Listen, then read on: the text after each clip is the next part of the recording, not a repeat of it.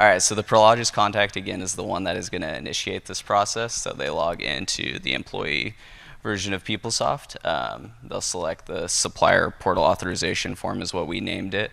And here they will see all the options for a form. They'll add a new Supplier Authorization eForm here. And this is what it looks like. So again, it's used for both new and existing suppliers. So we have a question at the top that says whether this is a new or existing supplier. And based on the answer to that question, you'll see that additional supplier ID field display. So an existing supplier, you would put the supplier ID in, it would populate the company name, and you would invite them that way. So a new supplier, the supplier ID field doesn't display. If you want to pause here, I'll talk on. Oh, I see you're over on that screen. Thank you. Yeah, so as mentioned earlier, this is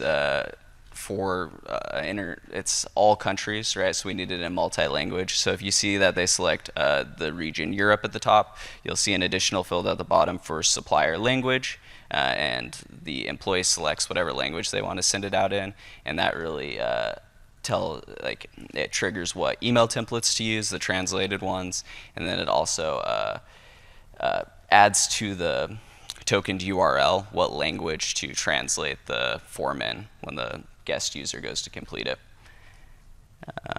Yeah, if you want to continue. So for this example, I just do a US supplier and enter some basic information. So company name, which we'll pull into like the email templates, and then this authorized contact that the form is going to go to.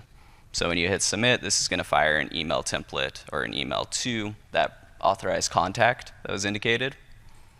And here we are on that step, so that email fires to the authorized contact. And we'll show an example of what that email looks like. And you can see it has some details, tells when the request will expire, and then they click that link and they land on the page, on the form. So here you can see, they see all the information that the Prologis contact entered, and then on the bottom is the information we're really asking them for. So this is the contact details, and you'll see different yes/no options on the end. So the registration contact was the one that I was indicating is the person that's going to actually go register the supplier. That's really going to tell us who to send that next invitation to. If you want to pause again, I just want to talk a little bit on the banking authorized question we have right there. So if it's a registration contact, we are assuming that this person is also banking authorized, right? They're going to be the person that's registering, so they're going to be providing that information up front. But when we end up creating this user, we also use that flag to give the user a dynamic role, so additional access. So if they are listed as banking authorized, they'll get an additional role on their user ID, which allows them to go edit banking in the future in the supplier portal. If they indicate no on that, they can still access the portal, but they're going to be limited in their access, and they're not going to be able to touch banking information, which is important if they want to just like view purchase orders, invoices, payments, that sort of thing, but don't have the authority to edit banking. Cool. Can I throw in just a quick point? Yeah. Just a broad comment. I think the driving, one of the driving needs that they identified with the delivered supplier portal was that usually the person that the Prologis contact has been working with at the supplier isn't the one that you want to be managing the ongoing relationship. It's a sales guy. So they've been talking with a sales guy, and the sales guy now has done his job. He's sold the Prologis account, and he wants to hand it off to the person who's actually going to manage this relationship. But the sales guy is all they know. And so this is a process where we can send this to the sales guy. The sales guy, rather than being over email and voice and saying, well, this is the next contact and I need this person set up and this person set up, and it becomes a real manual process, the sales guy can say, okay, these are the people that are taking it from here, boom. And it's handed off and it's done. Yep, thanks for adding that. Yeah, so registration contact is basic contact information you would see on the supplier record, name.